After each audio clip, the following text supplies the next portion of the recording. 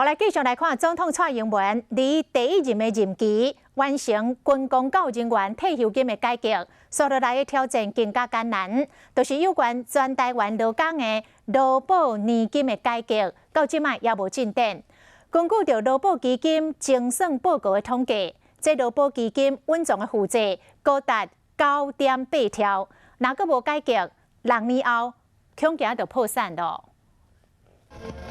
军公教年改离总统蔡英文上任了后，足紧就完成啊。但是较麻烦的恐惊是劳保年金的改革。劳保基金报告指出，2016年劳保基金的稳重负债8.96条，2018年年底竟然增加1成，来到9.81条。若阁无改革，6年以来劳保基金恐惊就会破产。劳保基金拄到上大的问题就是提存率伤低，未来负债每100块，政府干那提存7块外，足侪国家上加嘛有32块。如果若想要救劳保，提高费率、降价给付、延长投保薪资计算年限，政府的预算、增加资产的收益率，拢总爱做。金管会经主委王丽玲伊的计算，如果劳保费率调整到18%，而且甲劳工的老年给付金额拍9折，配合政府单年拨500亿，基金年化报酬率进步到5.93%。那安尼劳保基金就当维持30年袂破产。劳动部表示，政府拨钱是协助基金流量会当稳定，